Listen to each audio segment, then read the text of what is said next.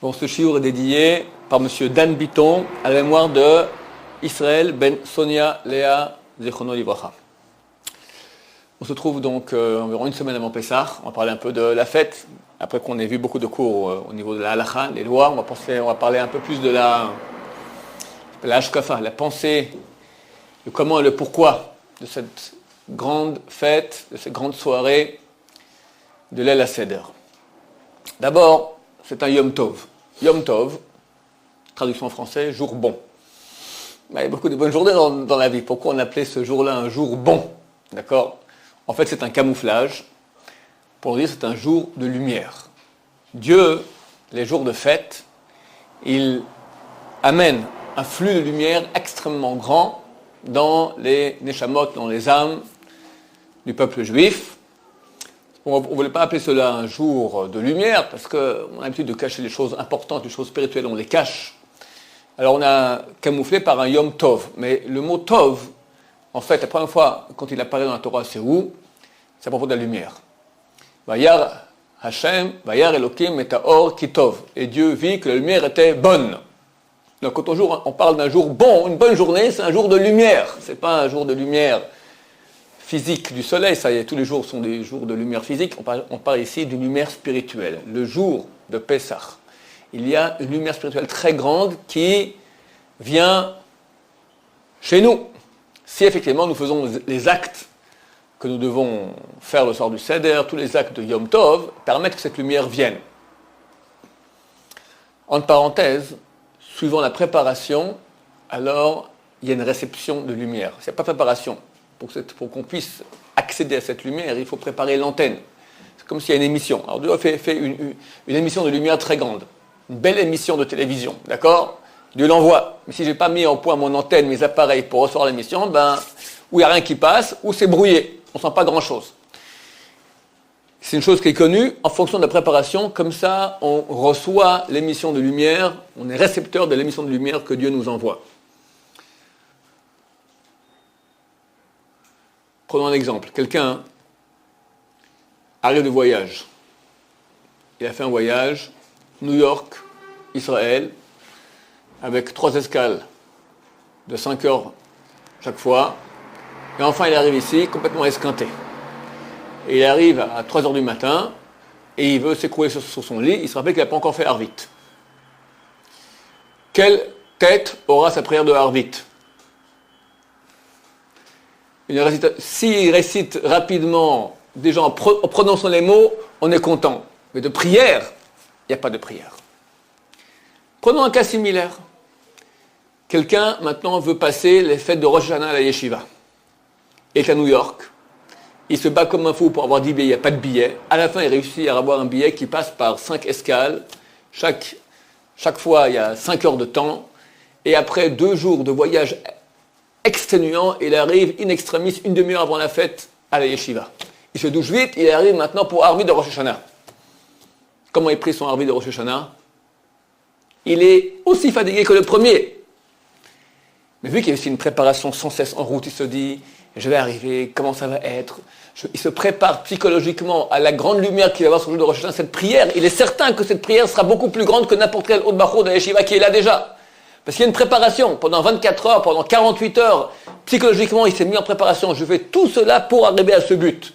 Si nous nous préparons pour une fête, il est évident, ça c'est au niveau psychologique, mais au niveau beaucoup plus spirituel aussi, ça fonctionne ainsi, en fonction de la préparation. Parce que, Baruch Hashem, Pessah, on a une grande préparation, le nettoyage, tout cela. Attention, le Hametz, ce n'est pas que le Hametz, c'est les petites miettes de pain qu'on cherche. Hametz signifie, en hébreu aussi, l'achmit signifie chomet, c'est du vinaigre. On dit en hébreu, quelqu'un mahmit panim, il a une tête vinaigrée. Ça veut dire quoi? Il fait la sale tête. D'accord? D'accord. Avec toute la pression de Pessah, qui est grande, il y a un grand danger qu'on va vouloir enlever tout le hametz matériel qu'il y a ici, les petites miettes de pain.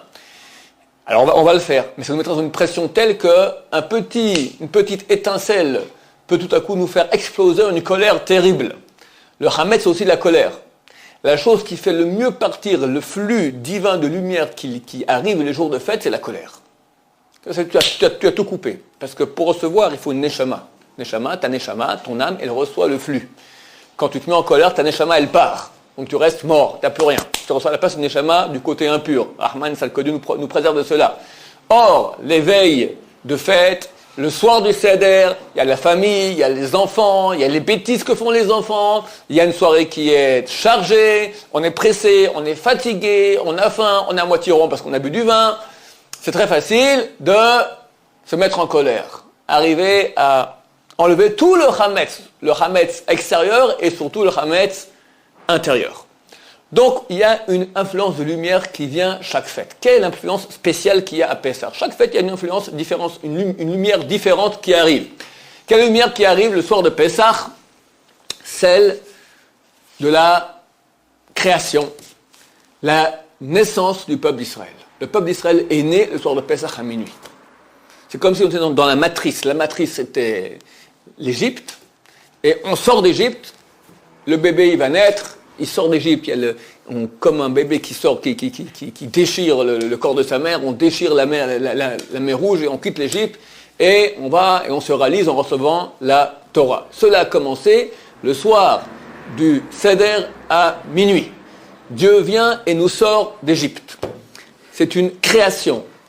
D'ailleurs, à tous les niveaux, la fête de Pessah, elle est la fête de la création, la fête de la naissance, la renaissance du monde. C'est en printemps, c'est marqué Pessah Chag Aviv, Pessah, la fête du printemps, le monde qui se remet à renaître. Il y a une marloquette dans la Gemara entre Rabbi Yehoshua et Rabbi Eliezer quand le monde a été créé. Un dit que c'était à Rosh Hashanah, donc en automne, et l'autre dit non, au mois de Nissan, au printemps.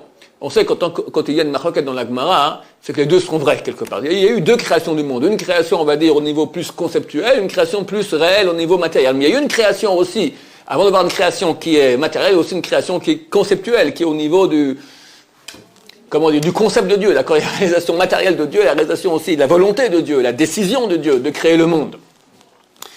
Ça, le début du monde, il est, pendant ce mois de Nissan, il est au printemps. Le peuple d'Israël, il est renouvelé. Nous sommes chaque année, on en reçoit une lumière qui renouvelle notre identité juive du peuple d'Israël. On a un peuple différent. Demande à un juif, est-ce que tu es prêt à devenir non-juif? Tout enlever. Ça vaut la peine. Sincèrement, ça vaut la peine. Tu as 613 mitzvot en kikinant. Tout ce qui est bon est interdit, en gros, d'accord? Les filles, les crevettes, je sais pas moi, d'accord, tout.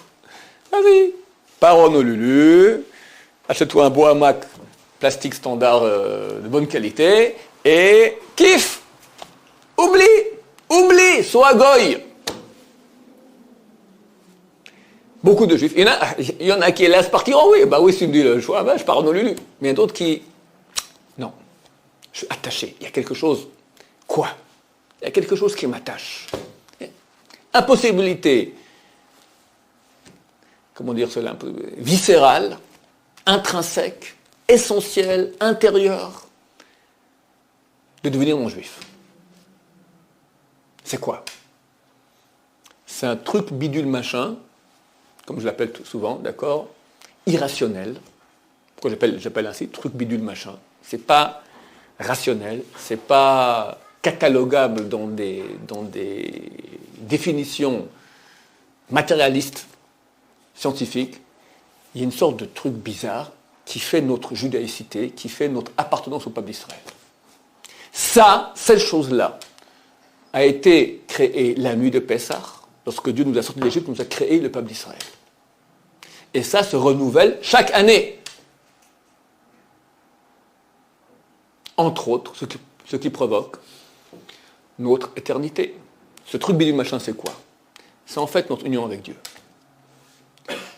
Dieu dit, Li Bechori Israël, à moi et mon fils aîné Israël. On est fils aîné de Dieu. Bani Matem Hashem Lokachem, vous êtes des enfants de Dieu. C'est-à-dire, il y a une relation père-fils, fils aîné. On a une relation avec Dieu, une union avec Dieu. Cette union qui n'est pas dans le domaine matériel, rationnel, scientifique. Elle fait que tu as en toi une chose qui te dit, non, je suis différent, il y a autre chose. C'est pas que le fruit de l'éducation. Bon, j'ai été éduqué comme ça, c'est dur pour moi aujourd'hui de ne pas faire Kippour. C'est pas ça. Tu ne restes pas juif parce que tu as peur de l'enfer, parce que tu vas aller au paradis. Il y a quelque chose de beaucoup plus grand. Tu as une identité qui est au niveau irrationnel, de relation. Des fois, on ne sait pas comment appeler cela. Ça s'appelle une neshama juive. D'accord? C'est une réalité spirituelle qui me fait m'attacher profondément à ce peuple. Cette neshama est une partie divine. En cela, nous sommes fils de Dieu. Nous sommes branchés avec lui, unis avec lui. Ça, c'était créé la nuit de Pessah. Dans la Haggadah, on dit Vehi Sha'amda. Cette promesse, c'est une promesse que Dieu a fait à Abraham Avinu. Je vous cite la Haggadah, que Dieu a promis à Abraham Avinu qu'on partirait en esclavage dans un pays étranger et que Dieu nous sortirait de là-bas. Vehi Sha'amda, c'est cette promesse qui s'est réalisée.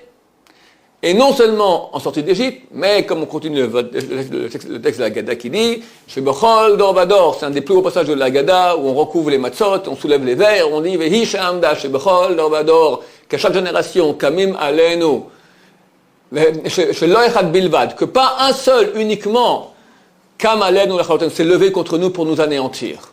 Et là, mais chez Bechol Dorvador, chaque génération, Kamim Alenu Lachaloten, les gens se lèvent pour nous anéantir, que le jour ça béni soit-il, Matselom et Adam nous sauve de leurs mains. Tous ces passages, on le dit avec les verres levés, on recouvre les matzot, après on dévoile les matzot et on repose les verres. C'est un grand louange à Dieu. Cette promesse que Dieu a fait à Abraham Avinu, qui nous sortira un beau jour d'Égypte et qu'on serait différent des autres peuples. Plus profondément, la mystique juive, elle explique c'est quoi Vehi Sha'amda. Elle, c'est elle, grâce à elle qu'on a survécu. La promesse, ça c'est le sens simple. Il dit, c'est la Shrina. La mystique juive dit c'est la Shrina. La Shrina, la présence de Dieu qui est avec nous. Quand on est branché, Dieu il est là-haut, mais il y a sa présence ici avec nous, qui est dans nos cœurs à nous. La présence de Dieu qui est avec nous, qui fait que nous sommes un peuple indestructible, un peuple éternel. Comme Dieu est indestructible, Chas Shalom, comme Dieu est éternel, comme Dieu est indéfinissable, comme Dieu est différent, nous sommes indestructibles, nous sommes éternels, nous sommes indéfinissables, et nous sommes, qu'est-ce que je dis en dernier? Différents. Maintenant, il faut renouveler ça. Parce que j'avais mes ancêtres, mais moi aussi j'ai une âme. Dieu me rend différent, me rend éternel quand? Le soir de Pessah. Il y a une lumière fantastique qui va venir. On va casser, on va expliquer un peu plus tard, on va casser toutes les forces du mal et on va se brancher avec cette lumière extraordinaire de renaissance du peuple d'Israël. À tous les égards, on parle de renaissance, on parle de Bechor. Fils aîné. Fils aîné, c'est quoi? Tu n'avais rien, du coup tu as eu un fils. La première chose qui vient. On va voir que la Torah met un accent très grand sur tout ce qui est premier. Il y a 7 mitzvot, je fais le compte ce matin, 7 mitzvot dans la Torah, où on doit sanctifier ce qui est aîné. Le fils aîné, le 30e jour, il appartient encore le 30e jour, on doit le racheter, le rachat des premiers-nés. Un animal premier-né, des animaux qui sont purs, il est saint, on doit l'amener en sacrifice au temple. On n'a pas le droit de le manger comme ça, il est saint. Si quelqu'un va égorger aujourd'hui un fils aîné, un veau, d'accord, il fait un péché qui est sanctionné par le karet. C'est aussi grave que de manger à Kippour ou de manger du pain à Pessah, parce qu'il sacrifie un animal qui est saint à l'extérieur du temple. Tu as l'animal impur, l'aîné de l'âne qu'on doit racheter, qui appartient au cas où on le rachète en lui donnant un agneau. Tu as la Reshit Hagez, la première laine qui vient chez les moutons, et il y a la tonte de la première laine. Première laine, il faut la donner à Dieu, elle est sainte, on l'a donnée à l'époque au Kohen. Il y a les bikurim. Tu as un champ, tout à coup tu as les premiers fruits qui viennent, le premier il est saint, il fallait le mener au temple à l'époque. Les sept fruits par lesquels la terre d'Israël a été sanctifiée, chaque fois que quand tu as un champ de ces fruits-là, le premier fruit qui sort, c'est une nouvelle figue, une nouvelle date, une nouvelle grenade, etc., une nouvelle vigne, il fallait l'amener au temple, elle est sainte, donc c'est bikurim. Chaque année ou Chaque année. Et s'il y a qu'une récolte, alors c'est le premier qu'on doit amener? Non, le premier. Ah. Tu ne l'amènes pas tout seul, tu amènes encore beaucoup de choses avec, mais c'est lui qui est saint. On l'amenait au temple à l'époque, c'est un bikurim, entre Shavuot et Sukkot, Et on est toute une délégation qui venait comme ça. Et dès que la délégation arrivait avec toute la région, tout un village de paysans là-bas, tous ils se mettent ensemble et ils partent comme ça. Avec c'est marqué avec des bœufs, ils mettaient de l'or sur leurs cornes, ils les décoraient, et dessus ils mettaient un grand panier avec tous les bikurim, avec tous les prémices. Et ils arrivaient à Jérusalem, et quand ils arrivaient, tout le monde s'arrêtait de travailler, faisait un cortège, les accompagnait jusqu'au temple, ils arrivaient au temple, et ils posaient ce panier et faisaient un discours de remerciement à Dieu. Que ce discours, on appelle ça Mikra Bikurim, le discours des prémices, c'est la Haggadah de Pessah. La Haggadah de Pessah, c'est quoi? On va prendre, en gros, il y a quelques passages un peu avant, après, mais l'essentiel de la Haggadah de Pessah, on prend les quelques versets qui sont au début de la paracha de Kitavo dans la Torah, qui nous dit, lorsque tu viendras sur ta terre, tu amèneras tes prémices au temple, et tu diras ainsi, Arami, Oved, Avi, Arami, c'est Lavan, Arami, Oved a voulu anéantir mon père Yaakov, et après on est descendu en Égypte, et on a été en esclavage, et on a crié à Dieu, il nous a écouté, nous a sortis, nous a amenés en cette terre-là, et maintenant j'amène les fruits que tu m'as donnés au Dieu. C'est en gros ce qui est marqué. Et la Haggadah va commenter chacun des mots de tout ce passage-là. Ça, c'est la Haggadah en gros. Donc on va voir que la Haggadah, elle parle des prémices. T'as les prémices aussi de la récolte de blé. On appelle ça de blé ou des 5 céréales, ça c'est la Trouma. Réchit, c'est marqué. Il y a la Chala, c'est aussi Réchit. Donc on a en tout 7 prémices. Peut-être je vais le répéter rapidement pour que je ne me suis pas trompé. L'homme, animaux purs, animaux impurs, les prémices, Chala, Trouma et Réchit Hagez, ça fait? C'est bon, ça fait 7. Réchit Hagez, donc la première tonte. Tout ce qui est premier est sanctifié. Pourquoi? Qu'est-ce qu'il y a de si extraordinaire dans la chose qui est première? Premier, le premier-né, on l'appelle en hébreu Bechor. Vous remarquerez que Bechor, toutes les lettres qui forment le mot Bechor, né, ont la valeur de 2. Bet, c'est 2. Kaf, c'est 20. Rej, c'est 200. C'est 2 à tous les niveaux. Pour qu'il y ait un 2, il fallait qu'il y ait un 1. Qui est 1? C'est Dieu. Le 2, qu'est-ce qu'il fait? Le 2, il dévoile qu'il y a un 1. Le 1, une chose qui est une, est invisible. Inappréhendable, insaisissable. Quelque chose qui est 1, tu peux le voir. Tout ce que nous voyons, la Torah débute par la lettre Bet, 2, pour nous dire que tout que ce monde est créé avec des limites. Limite, ça veut dire qu'il y a 2. Tu as une chose, elle est limitée, il y a une autre, elle s'arrête. Il y a un autre, il y a le chose et le non-chose. Je vois la table parce qu'elle s'arrête ici et commence le non-table. Je peux concevoir une chose parce que je la vois dans des limites. Ce qui est non délimité, je ne peux pas le concevoir. Je peux imaginer qu'il y a, je peux même pas en image, je peux penser qu'il y a un infini, mais l'imager, le connaître, c'est-à-dire le saisir dans sa totalité, impossible, parce que moi je suis fini. Comment le fini peut voir l'infini? Ce qui est, d'ailleurs, je l'appelle infini, je l'appelle non fini. Je n'ai pas de définition de ce que c'est de façon intrinsèque. Je le définis de façon négative. Ce n'est pas fini. Parce que le définir dans ce qu'il est positivement, je ne peux pas, parce que c'est hors de moi, c'est beaucoup plus grand que moi. Je peux définir une chose qui est limitée. Parce qu'elle va par 2. Une chose qui est une, par définition, n'est pas définissable. L'exemple que je donne toujours, imagine que le monde soit d'une seule couleur. Même couleur extrêmement voyante, telle que le rouge vif phosphorescent. Et toi, tu es né dans ce monde-là. Toute ta vie, tu es rouge, tout est rouge, la soupe est rouge, le thé est rouge, le feu est rouge, le néon est rouge, tout est rouge. Est-ce que tu remarques que c'est du rouge? Est-ce que tu saisis que c'est du rouge? Est-ce que tu as une perception, je vis dans un monde rouge? Absolument pas. Pour que tu te rendes compte que tu es dans un monde rouge, il faut qu'il y ait un petit bonhomme vert qui fait un petit pois vert et qui repart avec sa navette spatiale, sa soucoupe volante.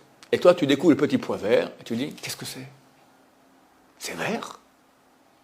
Donc il y a rouge. Quand je vois vert, je comprends qu'il y a rouge. Tu crées le musée du pois vert, tu fais des millions, tu mets une grande pub. Comprenez dans quelle monde vous vivez. Venez découvrir que vous... Et les gens, c'est fantastique. Tu ne comprends pas que tu nous es dans un monde qui est rouge. Tu dis, mais de quoi tu parles? Tu ne peux pas imaginer, tu ne peux pas voir que tu es dans un monde rouge avant que tu aies vu un pois vert dans ta vie. Tu peux comprendre un, tu peux saisir un quand il y a 2. Le 2, il dévoile le 1. Quand Dieu dit, Li Bechori Israël, à moi et mon aîné, le peuple d'Israël, il veut dire le peuple d'Israël sert à dévoiler moi. Nous sommes le dévoilement, nous sommes la manifestation de Dieu sur terre, par notre éternité, par notre indéfinissabilité, indéfinition au substantif, par le fait que nous sommes indéfinissables. Nous disons Dieu existe, par notre Torah, Bezrat Hashem par notre comportement aussi, ce n'est pas toujours le cas. Nous devons dire Dieu existe, par nos souffrances aussi.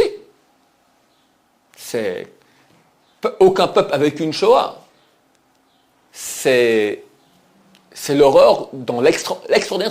Tu as l'ordinaire et tu as l'extraordinaire. Nous sommes un peuple extraordinaire. Un peuple extraordinaire dans le bien, extraordinaire dans le mal. Mais extraordinaire nous sommes, ordinaire nous ne sommes pas. Tu n'as pas de définition rationnelle du juif. Ça n'existe pas. Ce n'est pas une religion. Ce n'est pas un peu défini par une terre. Ce n'est pas une race parce qu'on peut se convertir. Ce n'est pas une religion parce qu'on peut ne pas être pratiquant et pourtant on est juif. C'est un truc, machin, indéfinissable. Éternel, en deux mots, la manifestation de Dieu. Oui. Vous avez dit qu'on ne peut pas saisir l'infini de Dieu. Donc ça veut dire que le seul moment dans l'histoire de l'humanité où Dieu a, entre guillemets, été un peu moins infini, c'est quand il s'est exprimé au bout d'extrême. S'ils ont entendu, ils ont perçu l'infini dans un truc fini. C'est marqué que Dieu, qu'est-ce qu'il a fait? Il a pris le ciel et il l'a collé à la terre. Il a crevé sept cieux, il a pris le ciel et il a collé à la terre. Comme ça dit le Midrash. Ça veut dire quoi? Ça veut dire qu'il a fait une sorte de liaison entre le fini et l'infini. Mais quand le fini touche l'infini, il éclate. Donc, ils ont dit à Moshe, stop, on va mourir, nous sommes en train de mourir. Ils sont vraiment morts, c'est-à-dire morts. C'est-à-dire qu'il y a eu une sorte de dégagement de l'âme hors des corps, je ne sais pas ce qui s'est passé là-bas, et ils ont dit, on est en train de... On quitte ce monde. On quitte ce monde. Donc, il y avait un feu. Alors, petits enfants, quand il y avait du feu, la montagne Sinaï, il est en feu. Feu signifie consommation de toute matérialité. La seule définition le feu, la seule chose dans le monde, dans la définition, est consommation de réalité physique. C'est ça la réalité du feu. Tu consommes le matériel. Il y a une consommation du fini. Il y a eu, tout à coup, en tant que fini, tu te branches avec l'infini. C'est ça que Dieu, c'est une chose que seul Dieu peut faire. Mais le peuple d'Israël a dit, stop, on ne peut pas. On ne peut pas, nous sommes morts. Il y a eu une relation, un don, c'est-à-dire que le peuple a vu les voix. On peut voir une voix, c'est-à-dire qu'il y avait ici une union prophétique, comment dire cela, une expérience prophétique de connaissance de Dieu. Prophétique, ça veut dire pas au niveau des sens, c'est pas au niveau des sens, c'est bien plus haut. Donc l'aîné est là pour dévoiler. Il y a 10 commandements lorsque Dieu se dévoile au mont Sinaï. Premier, Anochi Hashem, je suis l'Éternel ton Dieu. Parallèlement, c'est intéressant de voir qu'il y a 10 fléaux en terre d'Égypte. Et parallèlement aussi, il y a 10 fois Dieu a parlé de la création du monde. Avec 10 paroles, le monde a été créé. Comme ça, c'est marqué dans les Maximes des Pères. Viomer Elohim, et Dieu dit. Il y a un rapport entre cela. Le dévoilement de Dieu, il se fait en 10 étapes. La première, le plus haut, Anochi Hashem Elokecha, je suis l'Éternel ton Dieu. Première chose, j'existe, me voici. Qui correspond à la première phrase de la création, qui est Bereshit. Dans les Vayomer, il est marqué 10 fois Vayomer Elohim, 10 fois Dieu a dit dans la création. Mais un de ceux-là, c'est un ordre que Dieu donne au premier homme. Ce n'est pas une parole de création. Alors Chazal dit, c'est quoi la première? C'est Bereshit. Mais Bereshit, c'est pas marqué Vayomer Elohim, mais Dieu a dit. C'est avant. Pour dire, il faut qu'il y ait déjà à quoi dire. Il n'y avait rien avec Dieu. Donc il n'y a pas à quoi dire. Donc première chose, Bereshit bara Elohim. Pour Réchit, Dieu crée le monde. Il y a un pour. Il y a une volonté dans ce monde. Et dans les 10 fléaux, ça va aller comme ça. Le premier fléau va commencer avec le sang. Le sang, ça correspond au 10e des 10 commandements, au 10e des 10 paroles avec lesquelles le monde a été créé. C'est le niveau le plus bas. Et à chaque étape de fléau, Dieu va agrandir sa manifestation. Jusqu'au moment ultime le plus grand, à minuit le soir du Seder, Makat Bechorot, le fléau des premiers-nés. C'est quoi premier-né? Le premier-né, comme je dis, le Bechor, l'aîné, il est là pour manifester. Son nom, c'est 2. 2, 2, 2. Il est le 2 qui dévoile le 1. Dans les 10 commandements, Dieu se manifeste. Le peuple d'Israël, il est la manifestation de Dieu. Dieu va tuer tous les autres aînés. Dire, vous n'êtes pas la manifestation. Eux sont manifestation. Le premier des 10 paroles de la création, c'est manifestation. Manifestation de Dieu. Bereshit. Pour Réchit, Dieu crée le monde. Le monde, il est la manifestation de Dieu. Quand il y a un sens au monde. Il y a une volonté. Il y a un pourquoi. Il n'est pas comme ça le monde. Il y a un pourquoi, il y a un sens. Et dans cette parole, pour Réchit, Dieu va dévoiler le sens. Pour Réchit. Réchit, c'est Israël. Réchit sont appelés Israël, la Torah est appelée Israël. Le Gaon de Vilna a dit, pour le mot Bereshit, c'est la Rachet Tevot. Ce sont l'abréviation des mots Ben Rishon Achare Shloshim Yom Tifde. Ton premier fils, après 30 jours, tu le rachèteras. C'est pas un jeu de mots qu'on aurait pu mettre n'importe quel mot. Le Gaon de Vilna a dit ça, ça veut dire qu'intrinsèquement, Bereshit, c'est la notion de Bechor, le premier fils. Ça dévoile. La création, dans son sens, elle dévoile Dieu. Dieu, dans les 10 commandements, il se dévoile. Béné Israël se dévoile Dieu aussi. Pharaon disait, c'est moi qui ai créé le Nil, et moi-même je me suis créé. C'est comme ça dans le prophète, comme ça dit Pharaon. En Égypte, il n'y a pas de pluie. Il y a la source de tout, c'est le Nil. Le Nil, c'est la source. Ça s'arrête, tu n'as pas besoin de Dieu, on s'arrange. Quand tu as la sécheresse, tu as besoin de Dieu, tu as besoin de pluie, tu cries à Dieu. Quand tu n'as pas besoin de Dieu parce que tu as ton Nil, tout va très bien. Attends, qui est créateur du Nil? Source de toute bienfaisance en Égypte, Pharaon dit c'est moi. J'ai créé le Nil et je me suis créé moi-même. Je suis. C'est moi. Alors, Dieu vient et tue tous les aînés égyptiens pour dire c'est faux. Parce que le Bechor, l'aîné, il dévoile la source. En Égypte, Pharaon dit c'est moi la source. Il coupe avec Dieu, il n'y a pas Dieu, ça s'arrête. C'est moi la source, c'est moi Dieu. Il n'y a pas plus haut. Et les aînés en Égypte sont dévoilement de moi, de Pharaon.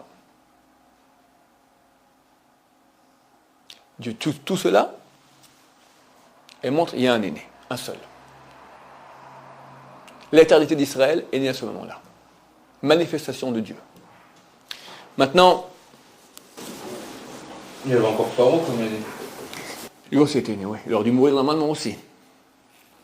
Dieu l'a laissé jusqu'à là. C'est peut-être la preuve pour les Égyptiens que Pharaon c'était. Ouais, c'est pour ça, c'est tout le piège pour aller jusqu'à là.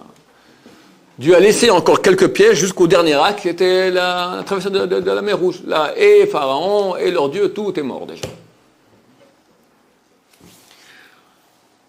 Qu'est-ce qu'il veut Pharaon? Quand il dit je coupe de la source, c'est moi la source. Si on coupe de la source, alors on est perdu. Regardez dans le corps, on a la tête. Quand la tête, elle dirige le corps, alors on sait où on va. Si tu coupes la tête à quelqu'un, il est mort. Ah, pourtant, la majorité du corps est encore là. Tu as coupé qu'une petite partie. Il n'y a plus de tête, il n'y a plus rien. Au niveau spirituel aussi. Quand la tête, les choses sont claires dans la tête, alors le corps y suit. Quelqu'un a des doutes dans la vie. Il ne sait pas. Qu'est-ce que je dois faire dans ma vie? Où est l'essentiel? Mes études, la yeshiva, la goya, la juive, kasher, la prière, tef, je ne sais pas, n'importe qui a des doutes. Si il va à la source des choses, et ça se clarifie, il n'a plus aucun doute. Pourquoi? Quel est le but de ta vie? Va à la source. Il y a un monde. Ce monde a un but. Il y a un créateur. Tu t'inscris dans ce but. Si ces choses-là sont claires, si quelqu'un il comprend maintenant le pourquoi, il comprend qu'il y a un sens à sa vie. et comprend qu'il y a un créateur et que son sens doit s'inscrire dans le sens que le créateur a voulu, plus aucun doute. Mitzrayim, c'est mal arraché, Metzar, tsar. Tsar signifie étroit. On a aussi un mot en hébreu qui vient de la même source, tzadik resh. Tsar, c'est tsavar, le cou. Le cou, c'est l'endroit qui est tsar, qui est le plus étroit chez nous, et qui fait en fait la liaison entre la tête et le corps. L'Égypte, c'est là. Nous, on est en relation avec la tête, avec la pensée, avec Dieu, la source. Quand je suis branché avec Dieu, tout va. C'est très clair, je vais tout droit. Ma vie est claire. Je suis en bonheur, je suis en joie. Je suis branché avec l'infini. Pharaon, d'ailleurs en parenthèse Pharaon, c'est les mêmes lettres inversées du mot Oref. Oref, c'est la nuque, de nouveau. Celui qui s'attache là, tac. Il s'attache ici. Il veut couper. Dire, tu n'as pas de contact avec là-haut. C'est moi, la base de tout. De moi, tout vient. Il y a l'autre qui a succédé, et ce pharaon, il revient chaque génération. C'est Amalek. Qu'est-ce qu'il va dire Amalek? C'est marqué Réchit Goïm Amalek. Le premier des Goïm, des peuples, c'est Amalek. Il est premier. Mais pas premier de la spiritualité. Premier des Goïm. Goï, ça vient du mot Gvia, corps. Corps. Le premier des corps. Ce qui est le premier, c'est le corps. Il y a le corps, arrête, c'est là que ça s'arrête. Plus haut, il n'y a pas. Il prend les circoncisions de Bnei Israël, Brit Mila, qui est une alliance entre Dieu et nous, et les jette dans le ciel. Il n'y a pas d'alliance. Il n'y a pas de Dieu, laisse tomber. Ce que je vois, je crois. Réchit, je suis la base. Dieu dit, pour Réchit, j'ai créé le monde. Mais Réchit Israël, qui manifeste moi. Amalek dit, on coupe. C'est moi le premier. Pharaon dit, on coupe. C'est moi, à la nuque, tac. Dieu vient le soir de Pessah, casse cette force négative de l'Égypte, de l'étroitesse ici, et nous rebranche avec lui. Pourquoi est-ce qu'on était coupé comme ça? Parce qu'il faut comprendre que lorsque Dieu dit à Abraham que je vais envoyer ton peuple en esclavage et qu'on a souffert un esclavage terrible, là-bas c'est pas comme ça pour rien. D'abord c'est pour recevoir l'éternité, être branché avec Dieu. Mais pourquoi est-ce qu'on ne pouvait pas l'avoir dès le début comme ça, hein? Parce que nous-mêmes, nous sommes les âmes du premier homme qui a péché. Après, il y a eu des générations de réincarnation du peuple juif. C'était le déluge. Après, d'abord, c'était la génération de Enoch, qui après on commençait à faire Avodazara, le petit-fils de Adam. Après le déluge, après Sodome et Gomorrhe, après la tour de Babel. Il y a eu de descente en descente de ces âmes-là, jusqu'à ce qu'il y ait besoin d'aller dans le cour à Barzel, dans la fournaise de l'Égypte. Cour à Barzel, la traduction en français, cour, l'endroit où on fond le fer. Comment ça s'appelle? Creuset. Le creuset de fer, l'Égypte, pour enlever toutes les impuretés, pour purifier et qu'on puisse sortir. C'est ça l'Égypte. Nous rebrancher avec la source. Et à chaque soir du Pessah, on se rebranche. D'abord, on va aller, la veille de Pessah, on va aller brûler le Hametz. 10 petits morceaux de Hametz correspondent aux 10 sphères du mal. Toutes les forces du mal, on les brûle, on les cherche partout, dans les petits recoins, tout ce qu'il y a partout, dans les recoins de nos âmes, tout ce qu'il y a de mal, on le brûle. Après, on va se brancher. Se brancher, c'est le seder, c'est l'ordre. L'ordre pour que la lumière, elle passe. Comment ça passe? Ça va passer par les matzot et par tout le plateau, tout ce qu'on va faire le soir du seder. On va peut-être expliquer un tout petit peu.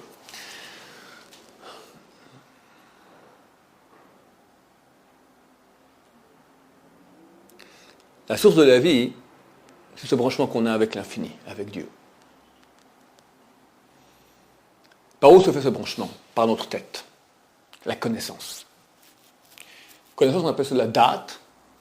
Il y a 3 sortes de connaissances. Chokhma, Bina et date. Chokhma, c'est la connaissance au niveau premier. Bina, c'est plus approfondi. Et date, c'est chibour. Date signifie toujours liaison. C'est la liaison avec mon corps.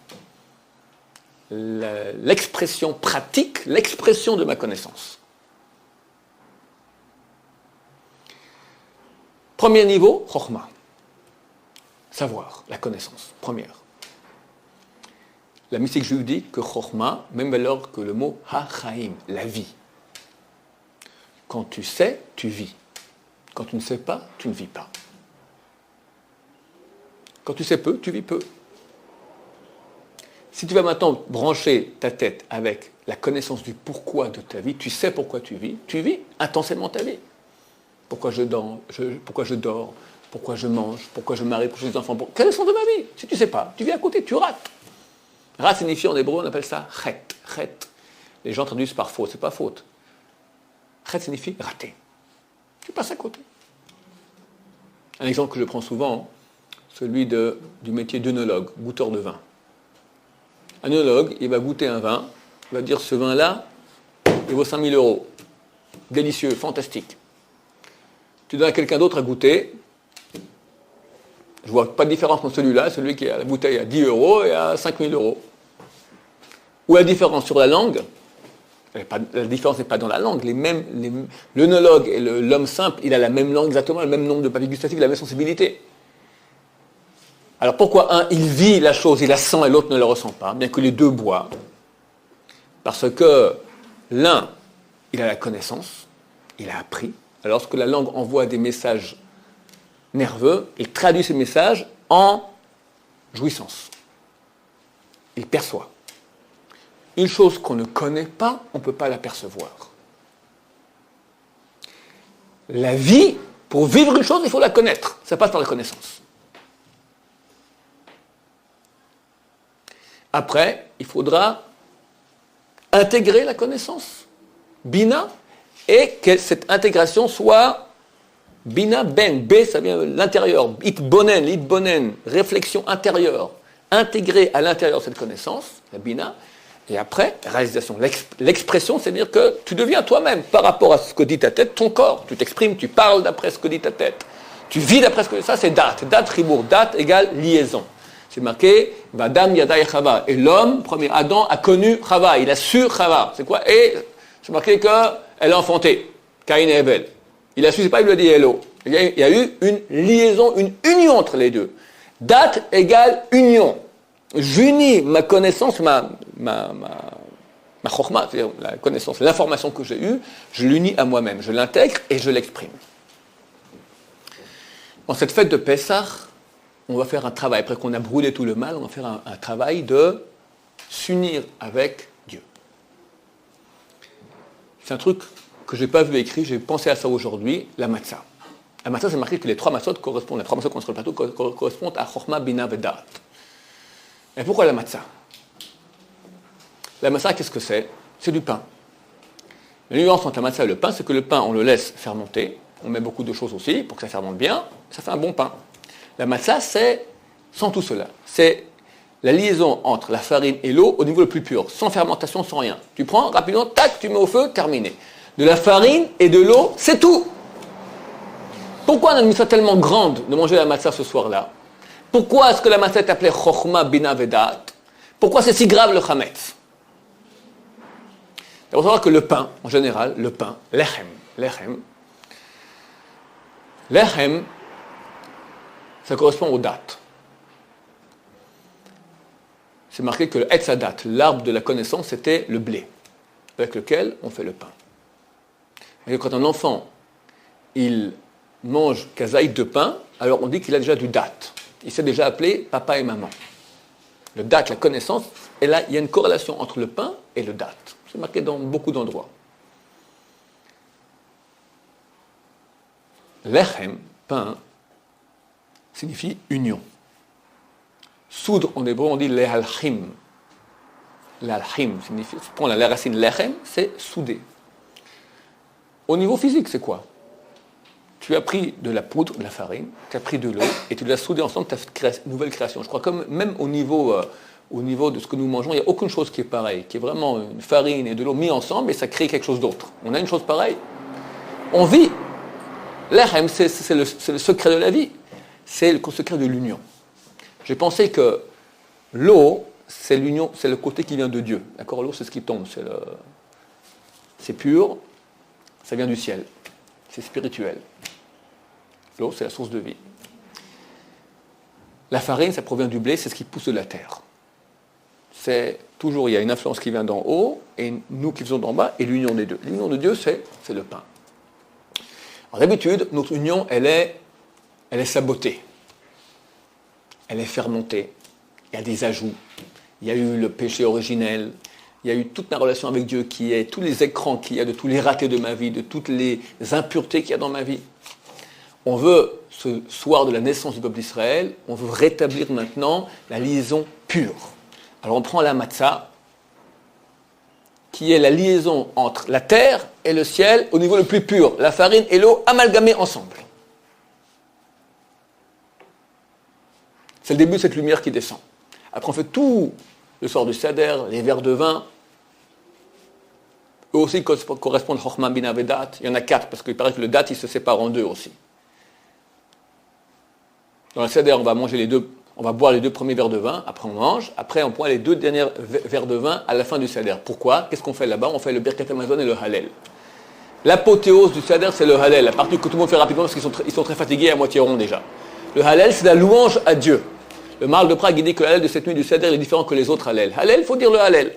Là, Hallel signifie une louange, ils font, en hébreu, le mot shir. Shir, il n'y a pas de traduction en français par chanson, mais c'est pas chanson. Shir, lorsque le Israël traverse la mer Rouge, ils font un shir à Dieu. Quand il y a un grand miracle, on fait un shir. C'est une louange, le niveau le plus haut de louange qu'il puisse y avoir. On doit le faire en tant que louange. Ça veut dire que l'expression, on avait dit que les 2 derniers vers correspondent au Dat, Chochma, Bina et Dat. Dat, c'est l'expression de mon union à Dieu. La fête s'appelle Pessah. Rabbeinu Hari dit, c'est quoi Pessah? P, la bouche, Sar, raconte. Lorsque tu as une union avec Dieu qui est tellement grande, cette lumière qui vient est tellement grande le soir de Pessah que ça s'exprime à l'extérieur. Je vis. Ça commence par la Chochma, ça descend, et tout à coup, ça vient dans date, c'est-à-dire que j'intègre complètement et j'exprime cette lumière qui vient. Je suis sorti d'Égypte. Je suis éternel. Je suis l'enfant aîné de Dieu. Je suis la manifestation. Je suis branché avec Dieu. Fini Pharaon. Fini Amalek. Pur. Entre parenthèses, c'est la raison pour laquelle la prière sur le pain est si importante que ça. Le Birkat Hamazon, le Motzi, etc. Parce que sur... le pain, c'est la source de vie. Sans pain, tu meurs. Alors, on peut vivre sans pain, c'est pas... ok, on va dire c'est la nourriture essentielle de l'être humain. Normalement.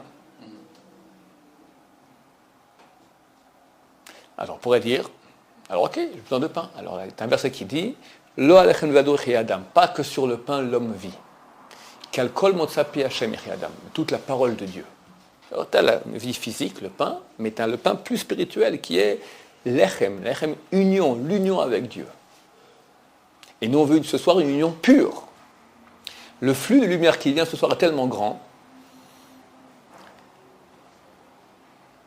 Pour recevoir ce flux, j'ai expliqué qu'il fallait d'abord se préparer. Alors, il y a des préparations qu'il y a durant toute la semaine avant, le nettoyage, on brûle le chametz, etc. Et le soir même, on commence par se laver les mains. 3 fois, on se lave les mains durant ce seder. Et aucune soirée, on se lave les mains 3 fois. Le maïm, le netila avant le karpas, netila avant le repas, et maïm achronim. Ce que je lui dis, c'est pour que tu puisses recevoir maintenant le kadesh. Kadesh, c'est la sanctification. Kadesh ou rechatz. Normalement, on devrait se laver les mains avant le Kadesh. Mais la lumière qui vient, alors j'explique. Le rechatz, c'est quoi se laver les mains? C'est nettoyer l'impureté pour mettre en place les antennes réceptrices de la grande sainteté qui va venir maintenant.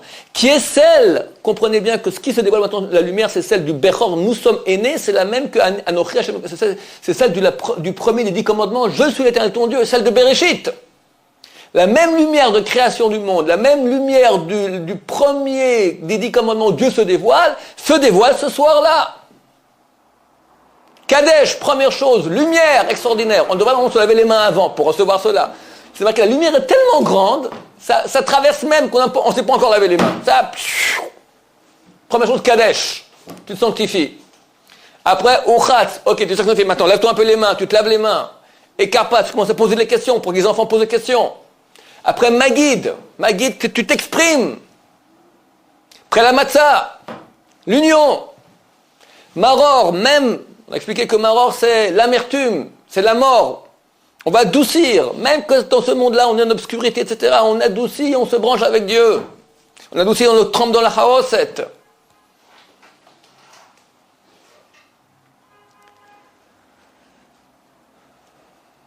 Et pour finir, le Hallel, la grande louange à Dieu, le remerciement que Dieu nous a donné cette grande fête. On est censé toute la nuit rester réveillé, et toute la nuit il y a cette influence. Qu'est-ce qu'on dit la nuit encore? Shirachirim, une histoire d'amour. Le but c'est ça.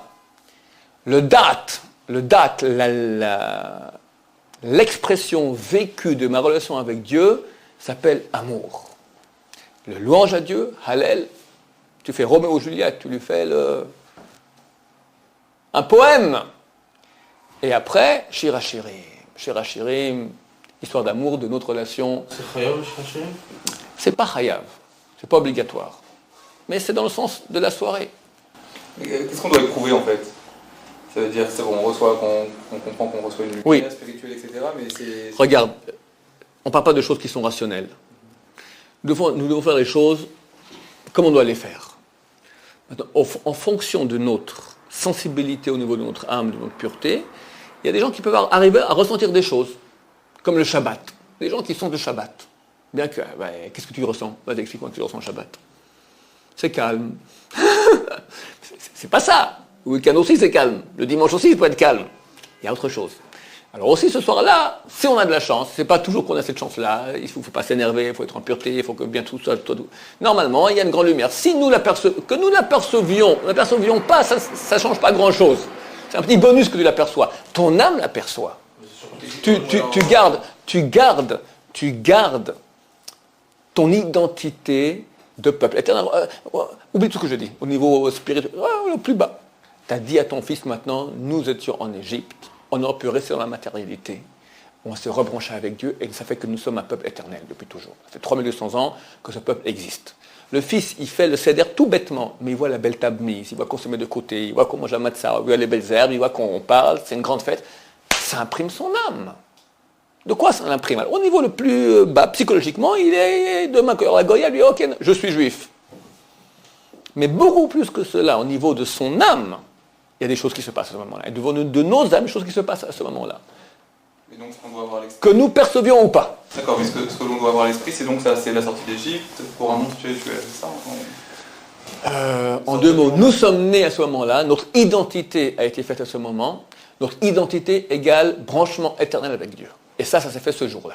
Et ça se refait chaque année ce jour-là. C'est vraiment en deux mots. Baruch Adonai, l'olam amen v'amen.